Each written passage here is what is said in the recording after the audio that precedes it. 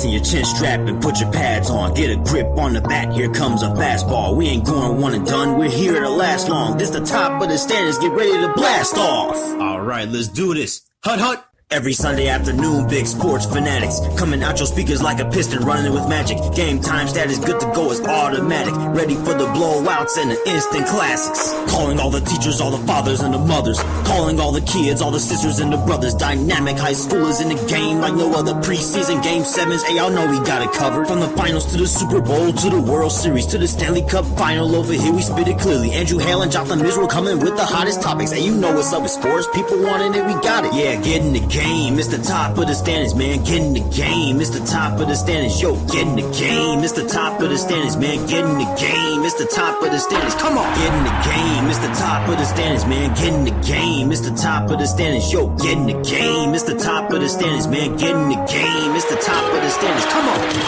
Yeah, top of the standards. That's what it's about, baby. Let's go. Yeah, season 2 is here, baby. Yes, Jotham Israel and Andrew Hale, we're back and better than ever. Yes, we got a ton of sports to talk about, as always. And yes, I can rap. I produced the song, I wrote the lyrics, and I rapped it. That is my voice. Yes, you guys better believe it. But before we get started,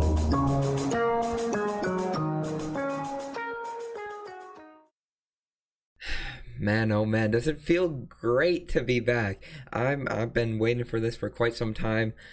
I don't even know where to start. It's been so long. So much has happened in these 2 months. I don't know. How are you feeling after this 2-month layoff? Bro, I came up with a title for this episode before we even jumped on the recording. I called it Nothing But Chaos, because that's exactly what these last 2 months have been. I mean, unprecedented stuff. I mean, Stanley Cup final in July, NBA finals in July. It's like all these sports converging. MLB All-Star Weekend combining with the NBA finals and the Stanley Cup. Whoa, oh my gosh, dude. It was insane. Yeah, and right now it kind of feels pretty boring because nothing's on anymore. Every single day I would turn on a channel, MLB would be on, NBA would be on, NHL would be on, but now we just have the MLB, some Olympics, but that's all right because I'm excited to talk about what did happen in these 2 months. I say we should start off with the NHL, and I just gotta say, the entire year I was talking so much trash to the Canadians. I was saying they weren't even going to make the playoffs. They do this every year, and they sure proved me wrong. With an inner coach. Yeah. I'm sorry, Montreal. Oh my goodness. I knew I had some feeling in my gut that the Habs would break through, even though we have some different stuff to talk to about the Habs. But that run that they went on was unbelievable. I mean, that was insane. First of all, they robbed us of a perfect bracket. They robbed you of a perfect bracket. I don't understand how this keeps happening to the Toronto Maple Leafs. At 5 years into the NHL, I'm starting to catch on some trends. And oh my gosh, the Maple Leafs can't get out the first round, can they? No, and I told you this right after that series happened. Like you just said, what I've noticed watching the NHL all these years, that trends really do continue. And that the Maple Leafs, they proved it. They proved that they still cannot get out of the first round. They proved that they cannot win the series. And it's crazy to think that an original 6 team has the longest Stanley Cup drought. It's crazy. Who would have thought? They were up 3-1. Dude, I can't imagine. I mean, I would feel a little salty if it was one of those Maple Leafs Bruins things again, but the fact that it was the Canadians, we're talking Toronto versus Montreal, bro. That's what kills me the most. I'm like, bro, Toronto's not going to hear the end of it. They're not going to hear the end of it from Habs fans, bro. Yeah, it was bad. I mean, how can you blow a 3-1 lead to your inter-country rival? And there's only a few teams in Canada, and you blew that lead to a team that's not too far away. That's not going to sit well with Montreal. I mean, Toronto fans and Montreal, they were, you could tell they were hyped. I mean, it's been a while since they've really gone pretty far in the playoffs, and to beat a rival like that, to come back, nothing stings more to a Maple Leafs fan. Yeah, and I thought they were gonna, just stop right there because I'm like, okay, this is a classic Maple Leaf stuff. I mean, this is what the Maple Leafs do. Then they sweep the Jets. Of course, the series probably would have been different if Mark Scheifele Yeah.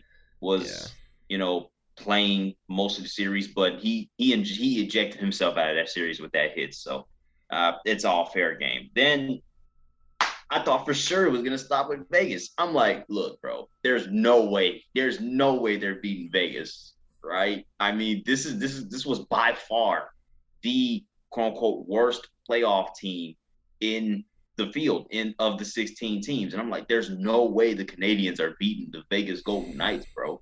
And dude, as soon as Marc Andre Fleury let that puck pass in game 3, bro, I was like, oh, you Yeah. have got to freaking kidding me, You bro. could tell the momentum swung so much after that. The series was essentially over after that happened because they had to continuously fluctuate their goaltenders. They had to switch them in and out. They didn't know who was better or who was better fit to play in whatever game, and then it just messed up their entire rhythm, messed up their entire momentum, and in my opinion, eventually lost the series. That moment right there.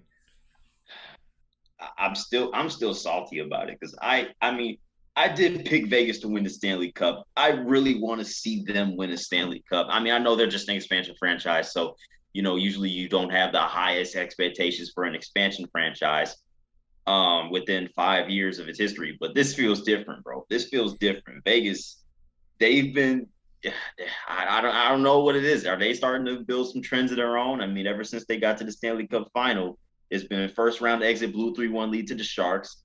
They got ousted by the no, not the Canucks, the Stars last year, and now they lose to the Canadians of all teams. They Yeah, lost to Carey Price. I'm not even going to, cap Carey Price carried that team to the Stanley Cup final easily, easily. Yeah, he easily. was outstanding. I don't know what it is. People say that he is significantly better in the playoffs than he is in the regular season. I don't know how that is the case, but I'm starting to believe it. After that, I believe it. That that team was not supposed to go to the Stanley Cup final. Yeah, he easily carried them. But back on the Golden Knights, I think they've just ran into some or unfortunate events. Obviously, in that Sharks series, that questionable penalty call, which again changed the momentum, turned the series around, and eventually caused them to lose. Similar to what happened with the Flurry pass. They've just ran into some bad luck, and their first year they ran into the Capitals, who again always blew a lead or would lose in the first round, could never get too far. So it was like it was meant to happen for the Capitals in no other way. But it was a crazy playoffs. He said Carey Price carried, and he sure did. And in the Stanley Cup, he really couldn't do much. I mean, that Lightning team was so explosive, so good offensively, and you don't see that much offense from a really good defensive team. But they were getting production from each line, from both the defense and or the defensemen and the wingers. It was very impressive, back-to-back Stanley Cups. But again, Carey Price could do much with all the offensive firepower that Lightning team had. Yeah, no. Now I will say it was impressive to see how they held the power play down in Hmm. some situations, but you're not going to contain that Lightning offense for much longer. Now they did lose some key pieces. They They did did. lose They a did. couple of pieces to the expansion draft, but man, that team was just freaking stupid built. I mean, I didn't know how they were gonna stop. Now I'm gonna plead guilty. I had them out in the first round. Yep, yep. I don't believe I did. I think I picked them to beat the Panthers, but I see why you picked the Panthers. The Panthers were very good during the regular season, but again, the interstate rivalry, it just brings something out of the Lightning. Yeah, my thing is they got out the Central Division. I believe it was the Central Division that they were in. They got it with both Carolina and Florida having home ice. Yeah. I'm like, oh geez. And then they ended our season in our crib. And I was like, yeah, there's nothing you can do about that. And then I was like, going into that Islanders game 7, I was like, Watch them get 1-0. Watch them get 1-0. Like this is just what Tampa Bay does. They like Andre Vasilevsky does not allow goals He in would a talk about closeout Carey game. Price. He was almost unstoppable in his own way too. The goalkeeping in this entire playoffs was really really impressive to watch. Yes, very impressive. And I mean, it's obviously become a focal point in the off season already. And last thing I'll say about the Lightning and about the playoffs, Nikita Kucherov in that freaking post game, post celebration press conference when he absolutely took a shot at the Canadians fans. I'm not even gonna lie, that was hilarious, but it also hit me like, dang, he just had to put the dagger in the. Oh my Yeah, gosh. playoff hockey trash talk is unlike anything else. It's really crazy. But we also had the draft as well. Both drafts, actually, the expansion draft and introducing a new team, and the actual draft that ended yesterday. I'm really interested in seeing what the Kraken can pull off. Can they get to the Stanley Cup their first season? Oh dear God, they do that, and You need to stop bringing in expansion teams. It's not fair at this point. dude, they go to the Stanley Cup final. There is no excuse for the NBA to not bring back the Supersonics. Yeah, There's yeah. no more excuses. I agree. Get Seattle all professional teams. I mean that would be very cool. But I really like the Kraken's their new jerseys. Like those are Yeah, clean. yeah. It's not too complicated. It's not too simple either. Like the stripes are clean. The stripes are clean. They're simple. I mean, they're they just fit. Yeah, they do. I'm just gonna say I personally I don't think they're gonna get to the Stanley Cup. I don't think they're as loaded as the Golden Knights were, but it will be fun to see. I'm excited to see this entire season play out. The schedule dropped as well. I'm excited. Yeah, yeah, and obviously NBC is no longer, going to be the one covering. We got two networks now. We got the ESPN and the TNT experience. Looks like the NHL is following the NBA's path in ESPN and TNT stuff. So Yeah. I'm excited, dude. That's gonna be lit. Now, I will say this about the TNT coverage.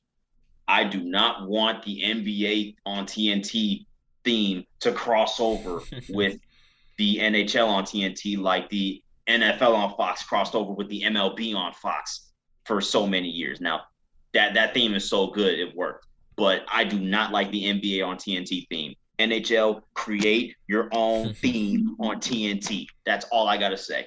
That's fair enough. Last thing on that for me, I just wish that Gary Thorne and Bill Clement were on the call for ESPN. That would have been so. I would literally be so excited because that was my childhood. Growing up playing all the NHL games, it was always Gary Thorne, Bill Clement, but neither are on the roster for the broadcasting team for ESPN. So, kind of Yeah, disappointed in that. it would have been a stretch. It would have taken a miracle. But you know what? Hockey on ESPN. That It's gonna be I'm just weird. grateful. We've never seen it. No, no, and especially I want to see the modern graphics. Yeah, You know what I'm yeah, saying? because you always see the highlights of the old school ones. Yeah, exciting time for the NHL. I'm already ready for next season, man. Oh, me too. Me too. It's gonna be coming pretty quick. I heard that they're gonna go back to a regular schedule based on the time period when they're gonna end, when they're gonna start. So back to normal. Hopefully it stays that way.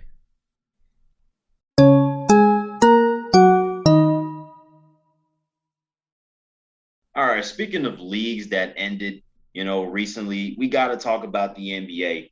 Now, this was probably the first time in my 5 years of paying attention to both the NBA and NHL that I can say that the NBA playoffs was just as exciting, if not more exciting, than the Stanley Cup playoffs. Holy crap, the parity was beautiful. It was definitely, in my opinion, more exciting than last year. I think we can all be honest about that. Oh, yeah. We had some crowds. The excitement. There were some crazy moments as well. New teams that we haven't seen really be successful in the league. It was really really fun to watch. Crazy series. I hope that maybe we'll get some crazy games coming up in the regular season. Maybe some bad blood carrying over. I'm just so excited for what the NBA has coming next season. But back to the playoffs, insane.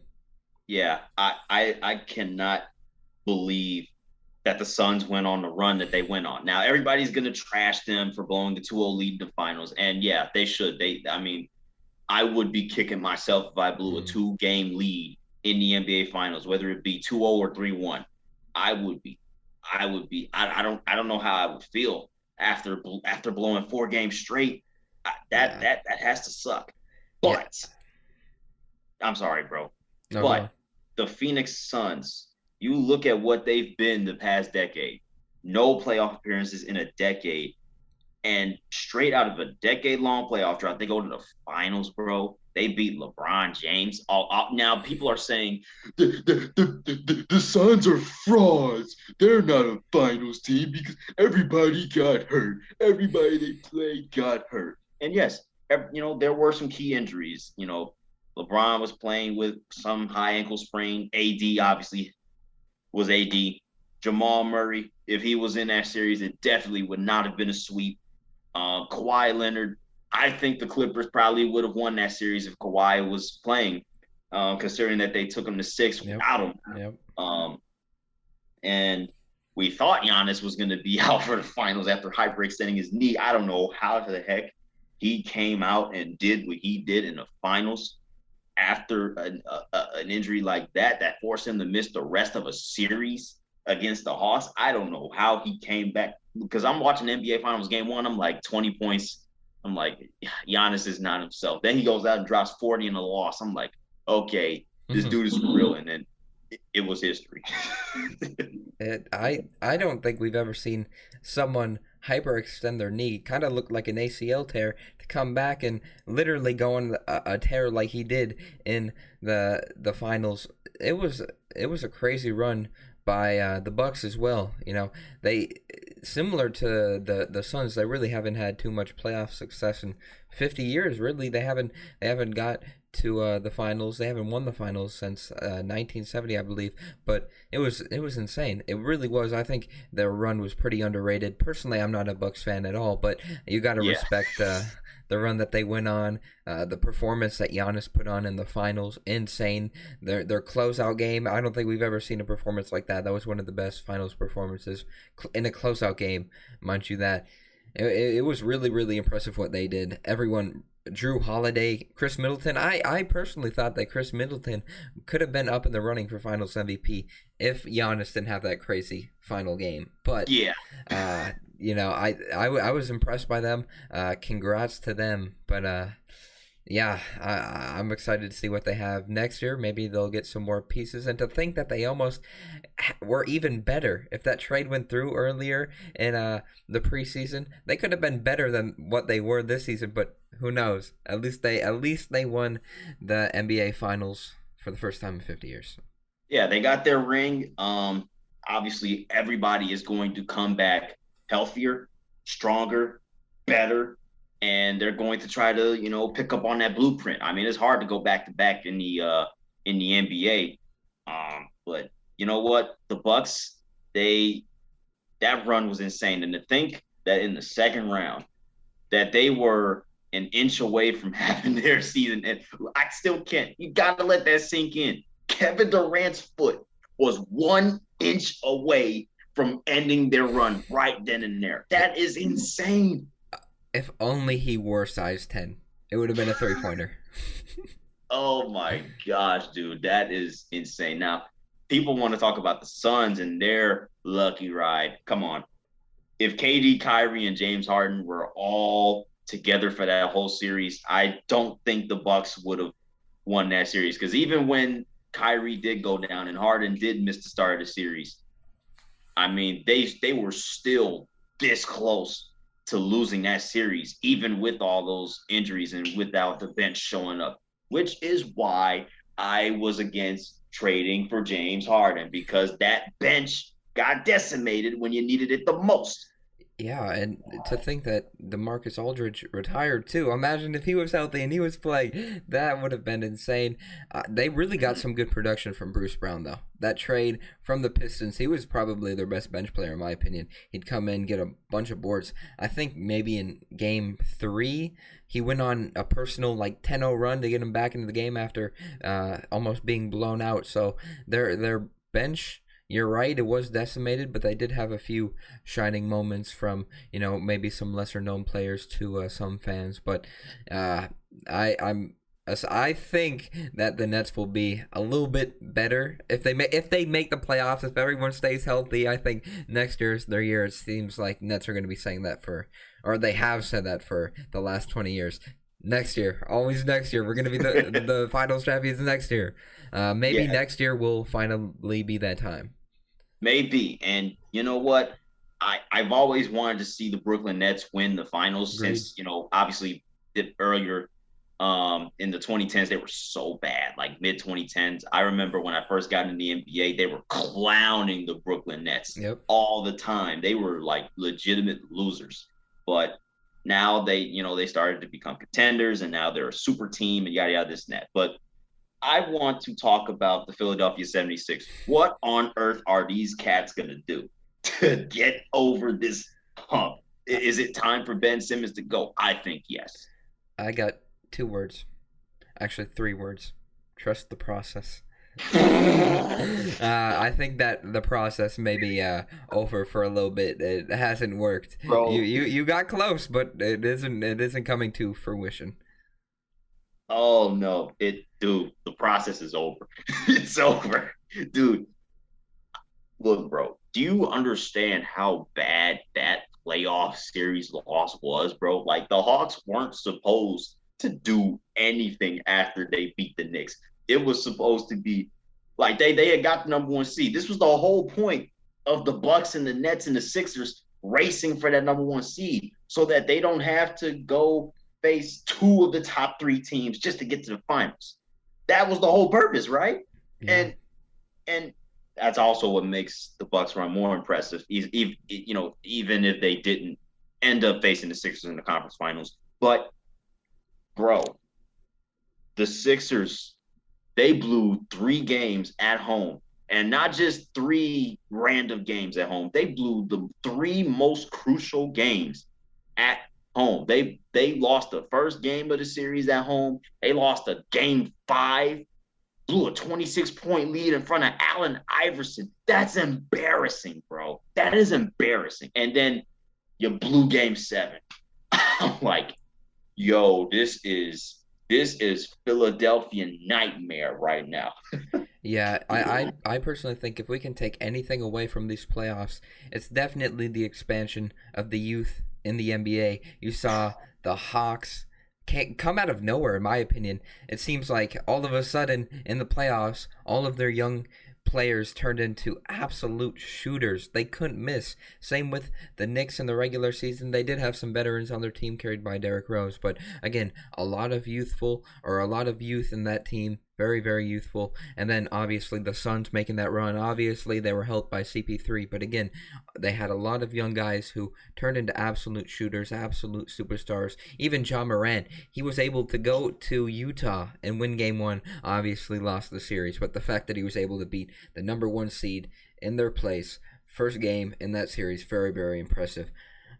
There's so many other things I could mention, but the youth really stood out to me. I think this league is in good hands, carried by this generation for sure. Yes, the future is definitely now. If there's anything that we can take away from this playoffs, the future is now. Donovan Mitchell, Nikola Jokic, Jamal Murray, Trae Young, Devin Booker. There are a lot. Giannis, especially. John Morant.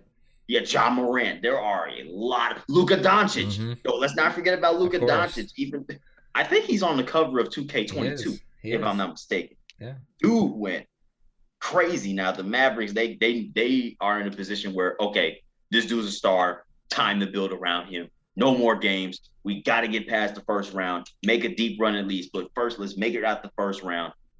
There's no more time for games from Dallas. That they gotta get Luka Doncic past the first round now. I think they need an upgrade from Kristaps. It's not working.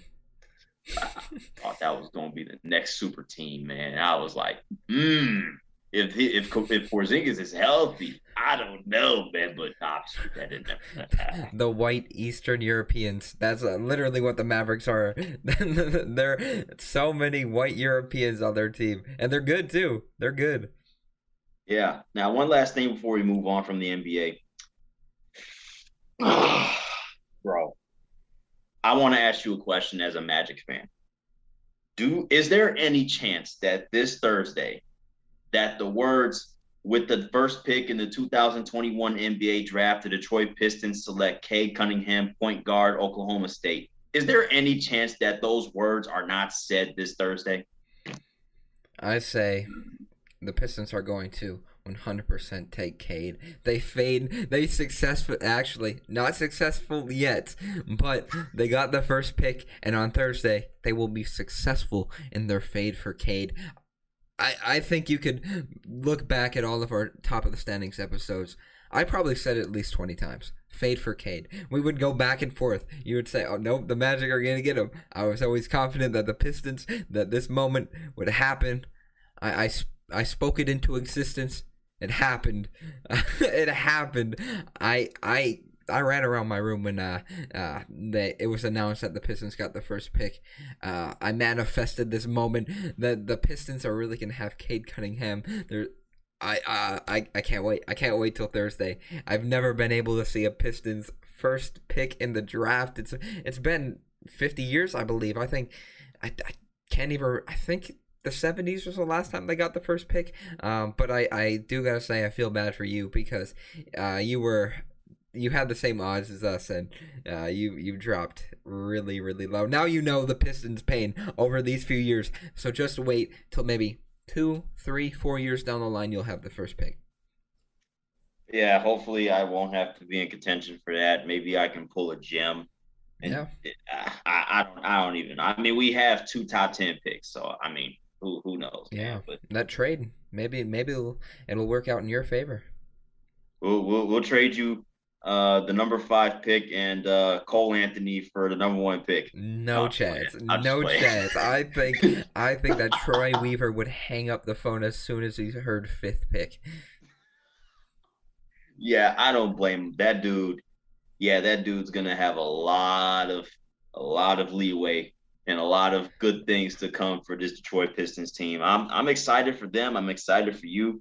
Hopefully, I can finally see one of your teams get good so I can know how you can trash talk when your team is good. Because I know when Detroit sports teams are good, I haven't seen anything from you yet. I've seen flashes, but I haven't seen anything. The last team that was really good was 2012 Detroit Tigers when they made the World Series. Since then, nope, nothing. But yeah, I'm really looking forward to it.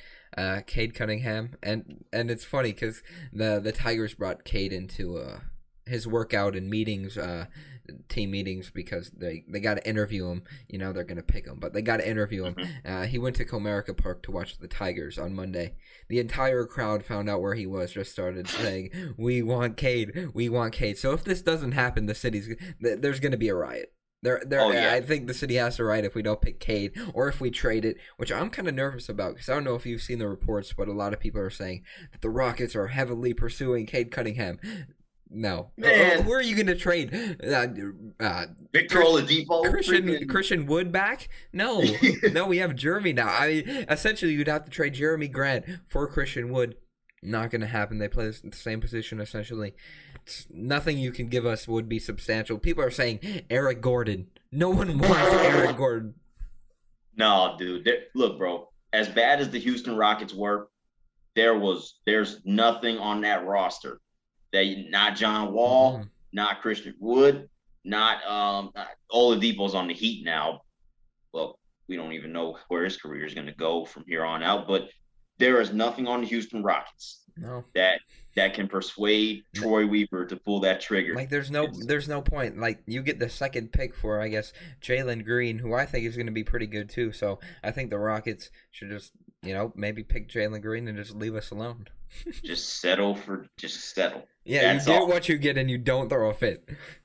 Yeah, there's no reason why I shouldn't see Kay Cunningham with a Pistons hat on this Thursday, right? There's no reason. I mean, I don't know what all these reports are about. I don't know why they exist, but the Pistons would definitely be foolish to pass on Kay Cunningham at this point. There's no way. Agreed. No. Agreed.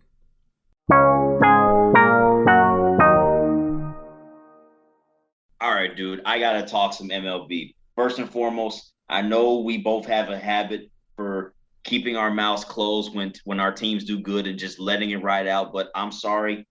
I'm sorry, Seattle Mariners. I have to do it. The fact that we are even sniffing playoff contention is I can't believe that we are actually in this position. I saw a comment on YouTube when I watched the A's and M's highlights.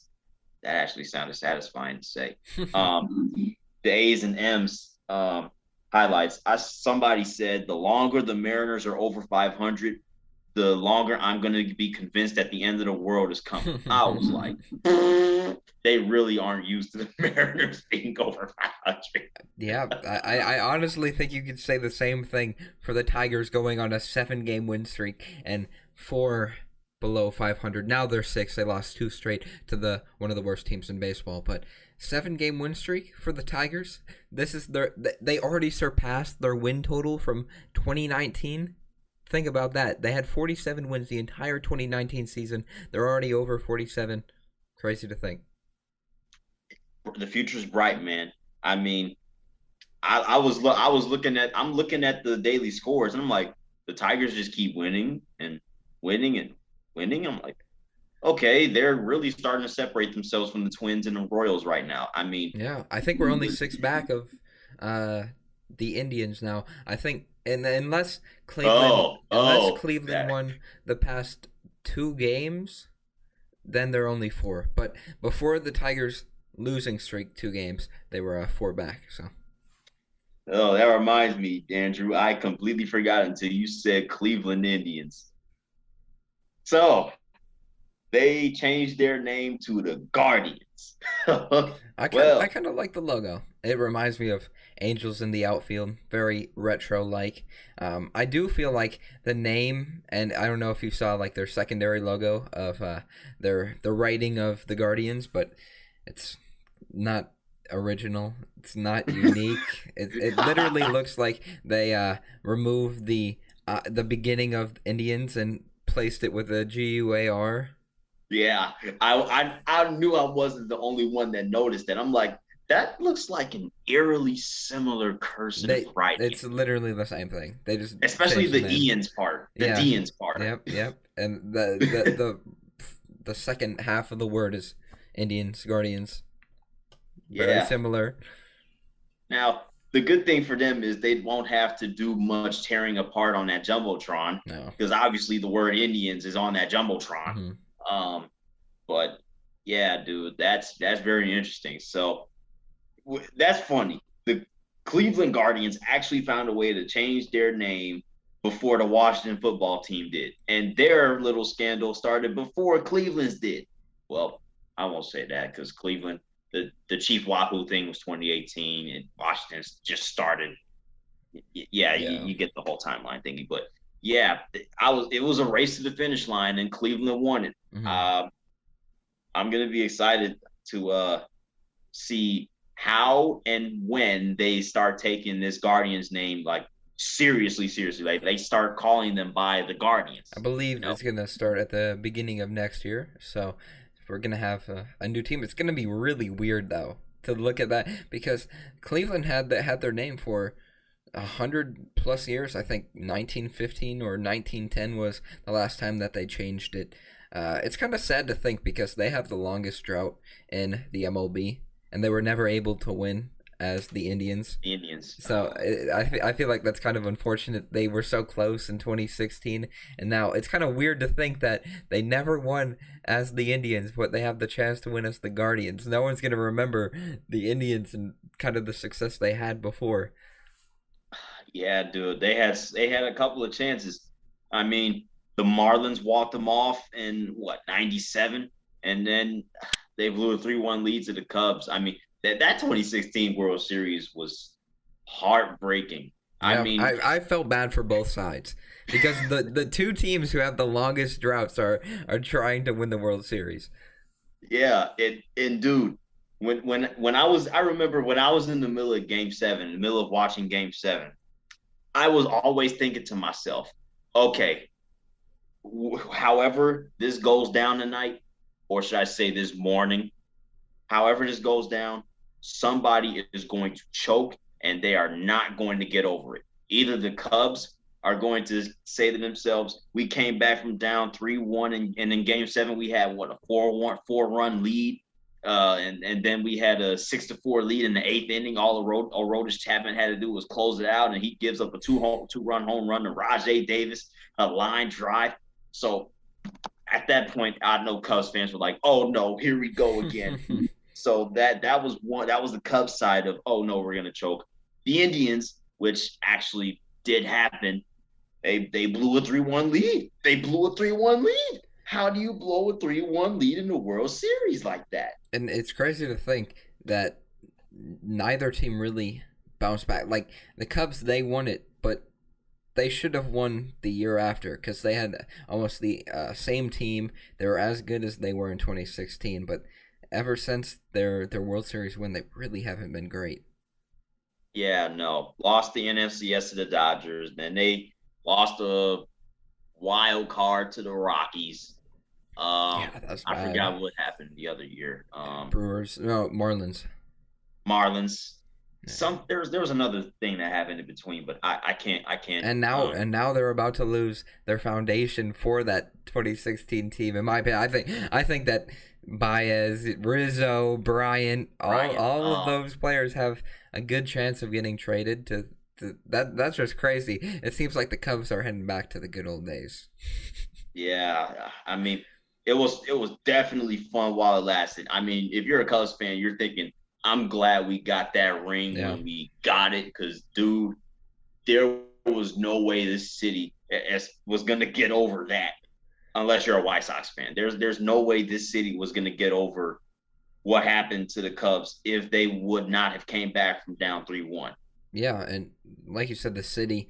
I think a majority of Cubs fans are just glad they were able to see a World Series once in their life. To think about the generation before, they never got to see that. So I think Cubs fans are fine with the reality that they were able to see a World Series. Maybe they'll get one in a couple years. Who knows? Anything can happen. But I think the fact that they just won it, that's really all that matters. Yeah, I'm glad, and that leads us into trade deadline stuff. But there's been some moves made. Yeah. The Rays definitely a focal point of it. They traded Rich Hill to the Mets, and then they acquired Nelson Cruz. I never thought. Yeah, such a good pickup. I didn't know that trading for a 41-year-old would be so good. Yeah, and it's crazy to think that I would say that he was the best bat in the market. The free agent, or not the free agent market, but the trade market for sure. Yeah. I mean, as an older player, he still has that pop that a lot of players can't or don't have when they reach his age. And to think that in I believe it was his first at bat, maybe it was his second, but his first hit as a Ray was a home run. So yeah, he's already productive. The Rays, they were struggling in the middle of season. Now they're getting back up there. I still think that they have a good chance of making the playoffs, but I think that Cruz pickup very, very important.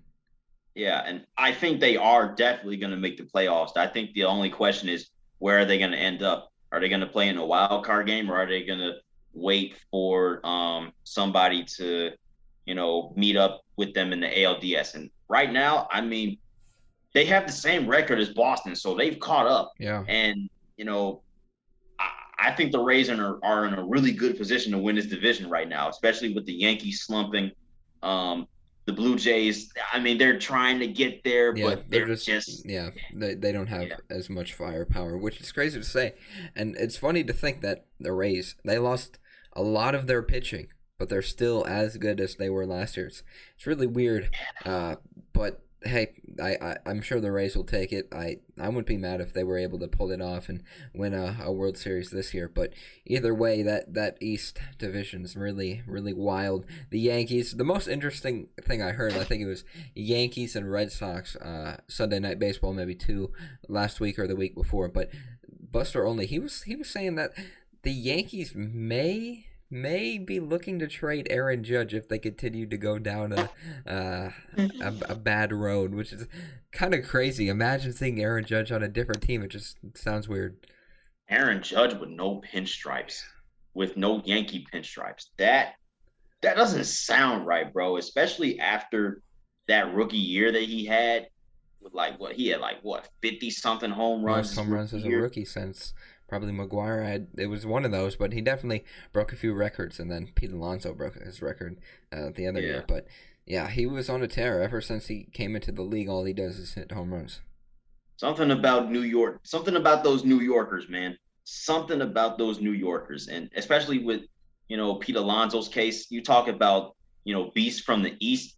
Okay, back-to-back home run derby champion, and I won't say he's carrying the Mets right now, because they're obviously, they obviously have some help from I don't even know who. There's so many times that some random Met comes in to save a game or save the day or come up big in a game and this and that, and they are leading obviously the weakest division in baseball.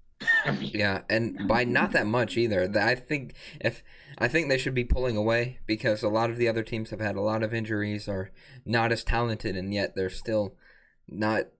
The Mets aren't great in my opinion. They're good, but they aren't great. No, right now they are on a crash collision course to an NLDS date with the Brewers. They will get smacked if they face the Brewers in the NLDS. You hear me, Drew? They will get smacked. They will get brewed. They will turn into beer that will be sold at Citi Field if they play the Milwaukee Brewers in the NLDS. They are going to get.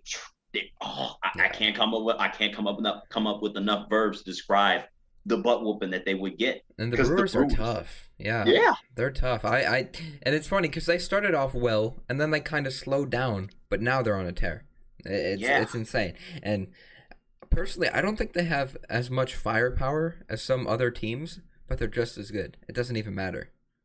Yeah, the thing is, their freaking pitching staff is nasty. Yeah, it's one of the best. Probably the best in my opinion. My goodness. I got to watch more Brewers games, man. They're on Sunday Night Baseball tonight for a very good reason. Very good reason. And my thing is, they got matched up with a White Sox team that came in, pretty hot. They were coming in pretty hot. They're starting to pull away from the Central. If they don't win the Central, then it's right there for them. Of course, I think everyone expected them to, and then they should, rightfully so. They have the best team. Yeah, but the Brewers, the White Sox came in, and the Brewers literally just put their offense to a halt in the first two games. One run in each of those games, and then they get some decent offensive production.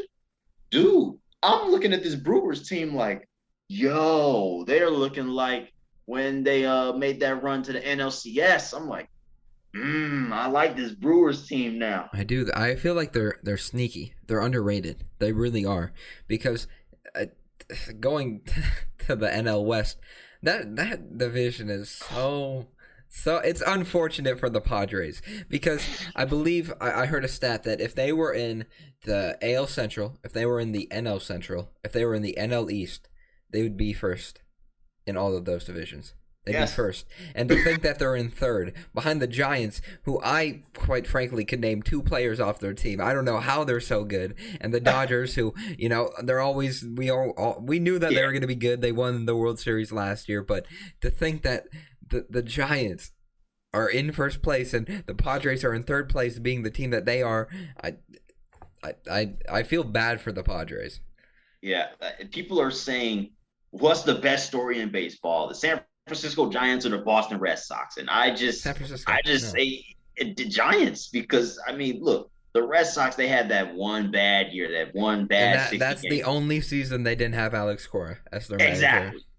Exactly. So and, if they had him last year, they'd be as good. Yeah. But the Giants, though, like, when's the last time that they were legitimately good? Like 2016, maybe? Yeah, like when the Cubs beat them in the NLDS. I mean, that's the last time I seen them in the playoffs. Because they won in 2010, 2012, 2014, the World Series. It was funny. It was every other year. I remember it. I think that was their last one in 14. But they had a dynasty, and to think that it's kind of coming back, it's weird. And a lot of their pieces that were on that 2014 team are still on the team. Buster Posey, obviously not as good. Brandon Crawford, he was an all-star, and those are the only two players I could really name. That is so weird, bro. I heard that their ace was the guy named Kevin Gossman. I'm like, yeah, who is Kevin Gossman? That's the first time I've ever heard his name. Like, bro, I'm like, who is on this Giants team that has the best record in baseball? Like, what is this? Like, this is. And then they took 2 out of 3 from the Dodgers this past week. I'm like, what the heck is going on? It will be interesting to see if they will be able to win a playoff series based on the fact that they don't have that much experience in the playoffs. Sure, they have Buster Posey and Brandon Crawford, but I really want to see how they match up against a team like the Dodgers in the playoff. It might be a little bit different. Yeah.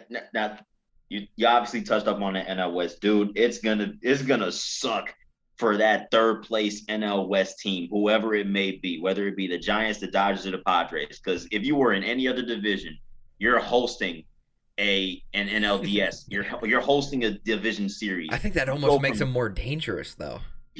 Yeah. To be a third place team and to be as good as you are, that's kind of dangerous. Bro, like, I don't know if you want that team that's third place in the West, but they're so good. I don't know if you want them coming into your crib for a winner go home wild card game, bro. I would decline on that option. But before we wrap this up, I gotta hear your MVPs. AL, NL. Who you got right now? Ooh, boy. It's close. It's really close. Oh my gosh, dude. My AL MVP has to be Shohei Ohtani. Agreed. In my opinion, because look, without Mike Trout, he's putting up crazy numbers. Dude, we know the Angels have to, make some production now that they have Mike Trout and Shohei Ohtani locked down on the roster. They have to do something in the near future. Have to do something. But Shohei Ohtani is definitely having an MVP season, leading the league in home runs with 34. Obviously, he was the headliner in the home run derby, even though he got beat by Juan Soto. But Juan Soto was just so good in that.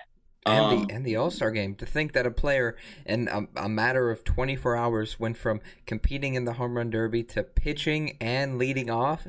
That's insane. And winning that game. Yeah, and no one's ever seen that before. Really, no one has ever seen that before. And it is the most valuable player after all.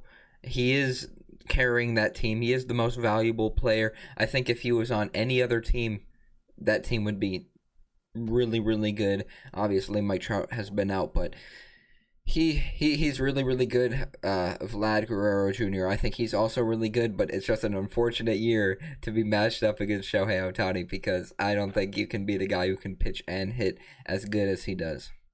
Yeah. Now, at least Vlad is heading back to Toronto. Yes. At least the Blue Jays are heading back to the Rodgers Center. That's a good thing. That's a very good thing. I can't wait to see a Blue Jays game back at Rodgers Center. The crowd's going to be electric for sure. Oh, my gosh, dude. Especially if they get to start, making a run for the playoffs, if they start getting hot, because obviously George Springer's starting to, make some highlight plays. And obviously Vlad's doing his thing. Maybe the pitching staff can, come up big in some games. You never know. That Rodgers Center, we've seen some loud moments in that building. So Jose Bautista. But for the NL, I probably got to go with Fernando Tatis. I think until Ronald Acuna got hurt, it was close. It was really close. Unfortunately, tore his ACL, so I feel like he's out of contention now, obviously. But Fernando Tatis like Vladimir Guerrero Jr., two young players who are going to be stars in the league. He's just been really, really good.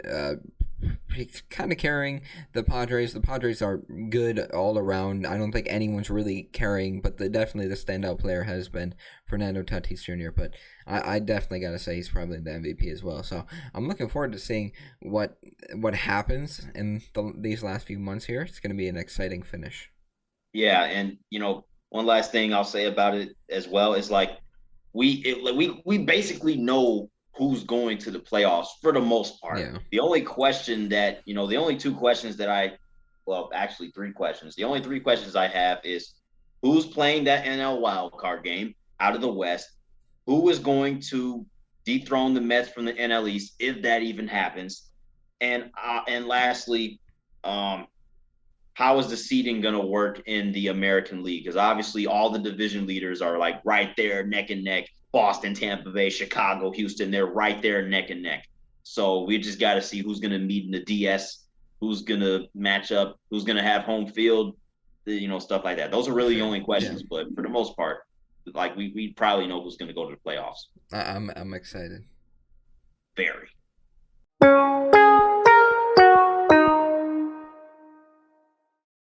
All right, Drew. I've been waiting for this for a long time. Let's get back to our MVPs and our LVPs. Who is your MVP? I think one of us had to say this. I got to say the Bucks. After struggling to get past the first and second round, they've had some tough defeats. They're finally able to overcome that. They were finally able to beat a tough Phoenix Suns team. Giannis, absolute outstanding closeout game, Game 6. One of the best performances I've seen in a finals game. It was a really impressive run to think that they beat the teams that they did to get there and to finally put it away for the city of Milwaukee. Very, very impressive. Congratulations to the Bucks. You're my MVP. Yeah, I agree, man. And shortly, I'll say something real quick.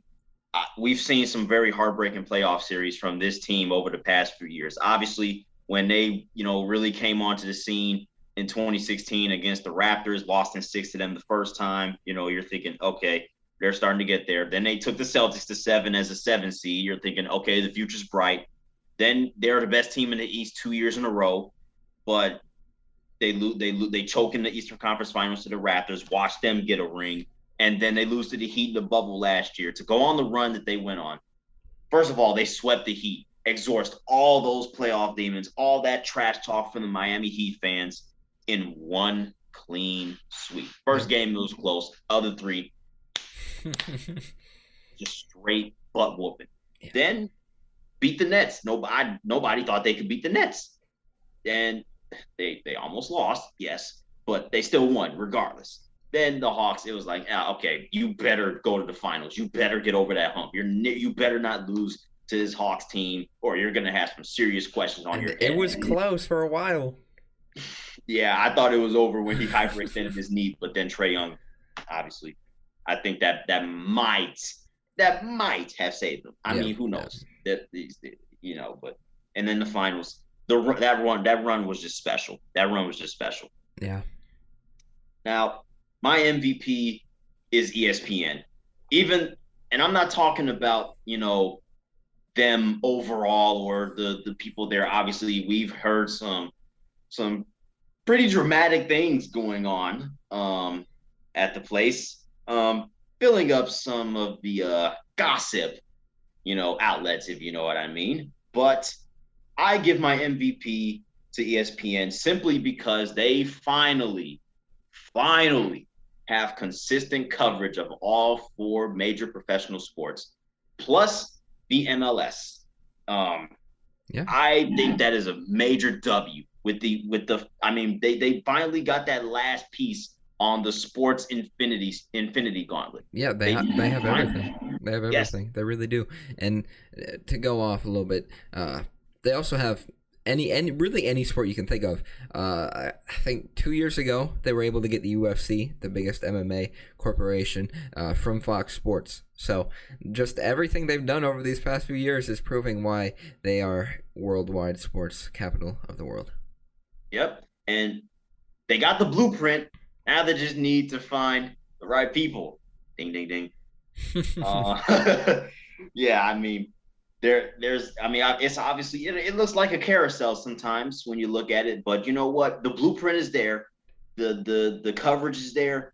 There are so many things. They obviously still have college football under their belts. I mean, ESPN is where it's at. I mean, if you want to watch, the biggest sports events, I mean, it's right there. Plus, ABC gets a Super Bowl. Yeah, they got a Super Bowl.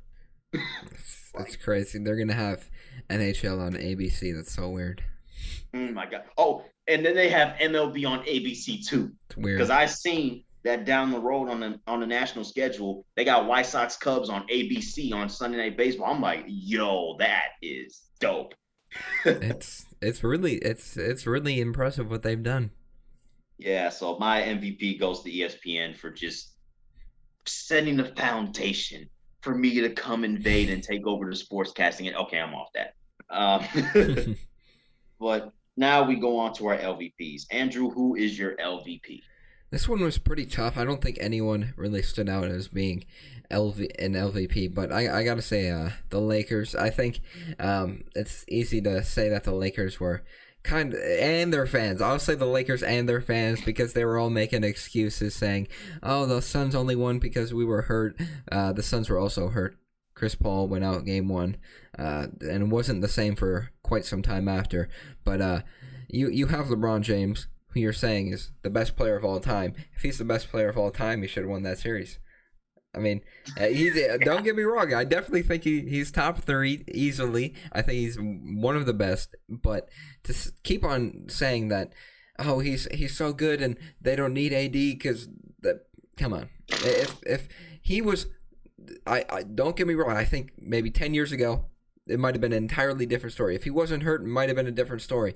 But even though he was hurt, even though that AD was out, he still probably could have given a better performance in the first round.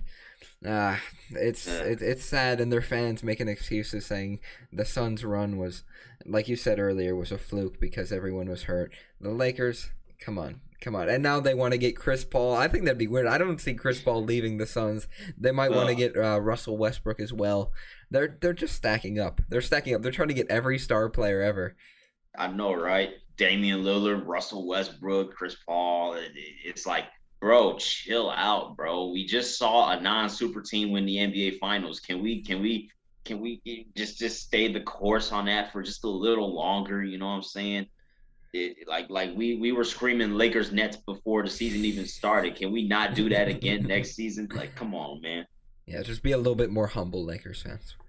Yeah, exactly. And not to mention, last year in the bubble, didn't Damian Lillard injure his hand in the first round? And you lost game 1 to them as a number 1 seed. So obviously the Blazers, it was like that team, they weren't gonna beat the Lakers. That wasn't, a scenario where like if Damian Lillard was healthy, they definitely would have beaten the Lakers. That would have been an absurd comment to say. But dude, the next round they play, Russell Westbrook wasn't really at full strength, and I think they had a couple of injuries around. Obviously, you're dealing with Russell Westbrook's, injuries, and Russell Westbrook's a very explosive player. He's got to be healthy if he's going to be productive. If he's not healthy, then obviously you know him for his explosiveness. If he doesn't have that, yeah. And it was in the bubble, which was a controlled environment, so it was pretty easy. Not to discredit their championship, they did win after all. They were able to go through some tough teams, but just this year, I think the fact that they were complaining and talking about the Suns and complaining that they lost because they were hurt. Some teams were hurt and they were still able to get past the first round. Yeah, exactly. And then even though the Denver Nuggets weren't exactly like injury riddled, come on, they had just come back from down 3-1 twice, back-to-back playoff series, and they dethroned your biggest rival for you. So, yep. If the Clippers would have finished them off, we probably wouldn't have been talking about the Mickey Mouse ring.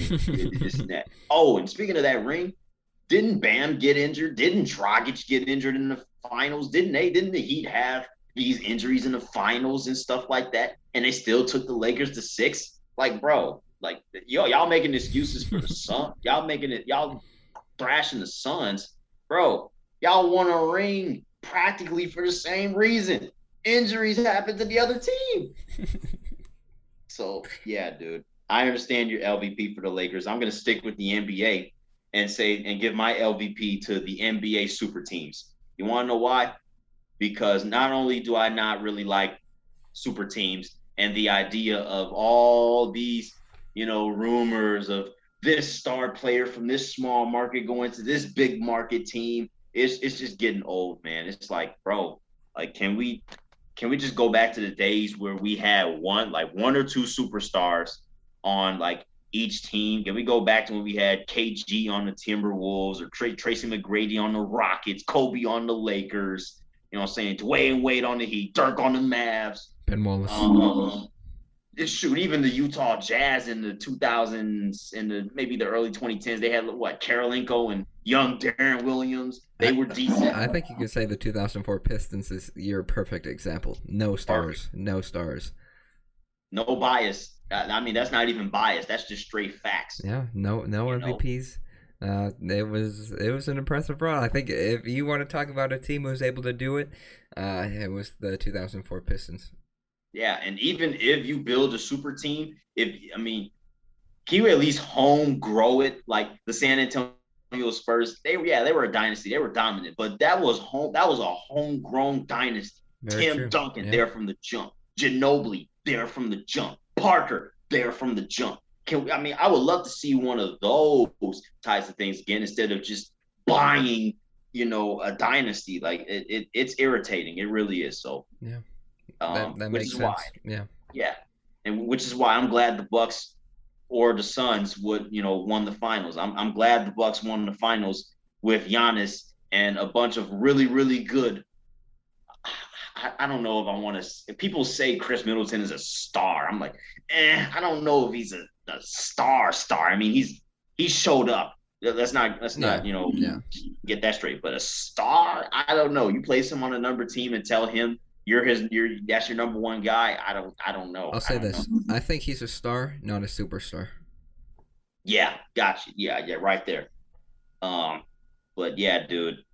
LVP goes to the super teams. Take that. The Milwaukee Bucks just won the NBA Finals. They beat a super team to do it, by the way. So yeah.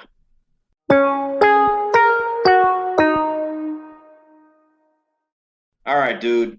We got some trivia on the loose. It's been a while. It's been 2 months since I asked this question. But let's see if you got an answer. How many undrafted players have been inducted into the NBA Hall of Fame? Do you know this one? Dear God.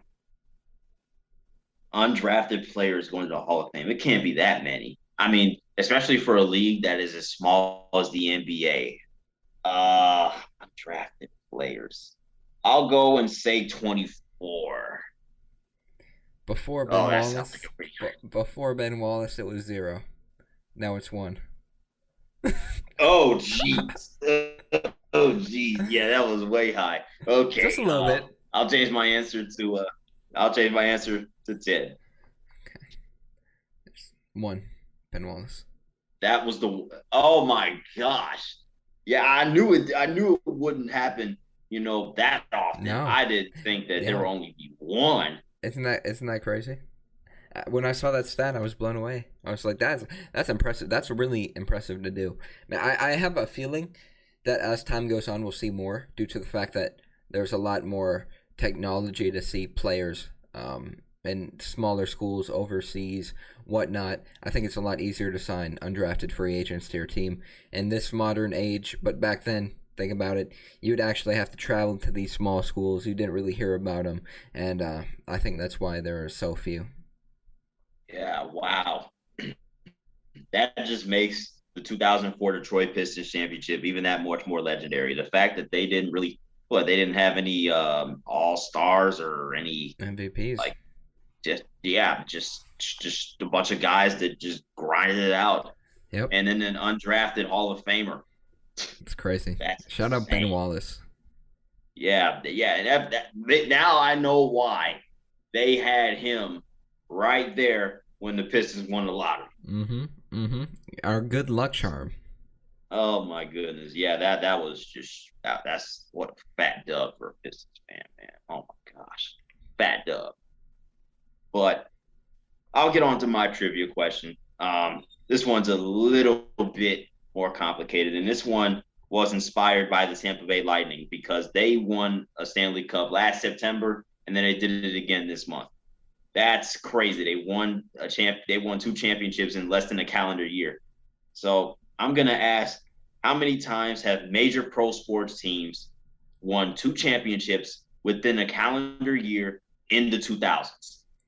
Based on your little lead up to that question, I'm going to say one, and it was the Tampa Bay Lightning. That's my guess. I don't know how it can be possible any other way.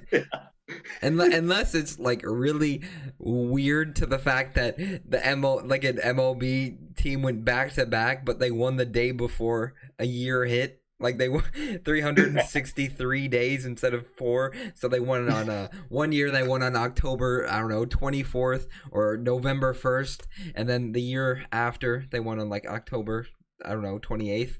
Maybe that could be a possible loophole. I'm just gonna say one. Okay. Guess. Yeah, it doesn't really. You're looking at it as like, first of all, you would have to win back-to-back championships. Second of all, you're going to have to do it quicker than you did last year. Yeah. So that it doesn't happen very often. Back-to-back is one thing. Back-to-back within a year is another thing. So Tampa Bay can't stop winning championships. It's annoying.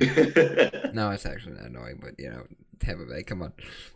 Yeah, I see what you mean. They can't go on a 3-week, can't they? Imagine. Oh, geez, I wouldn't like that.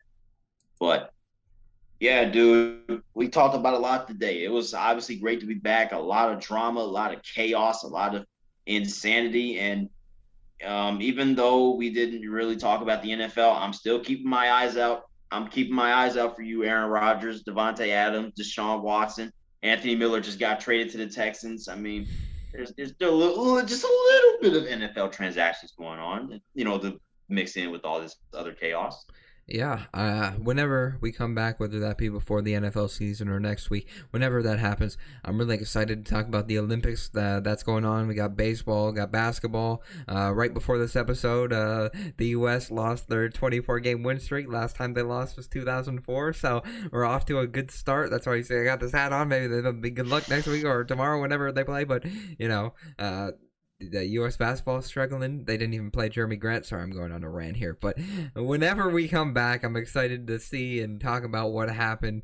It's definitely going to be wild. And as usual, whenever we come back, will it be the same time, Jotham? Yeah, you already know, man. The same time next week, tradition continues. Man, it's great to be back. But if you guys enjoyed today's podcast, be sure to give us a like, comment, subscribe if you're watching on YouTube. Give us a follow on Twitter, Instagram, and Facebook, The Big Three. And make sure you're, make sure you give us a 5-star rating. Yes, the 1, 2, 3, 4, 5-star rating on Apple Podcasts, Google Podcasts, or whatever listening or streaming device you are using to tune in to Top of the Standings. That's Drew. I'm Jotham. Great to be back. This is episode 37. My goodness, we just keep turning it on as high schoolers. Even though I'm not a high schooler anymore, I just graduated from high school last month. So yeah, but I'm still young and I'm still a Magic fan. He's still a Detroit fan. We in this mug. We'll see you guys next week.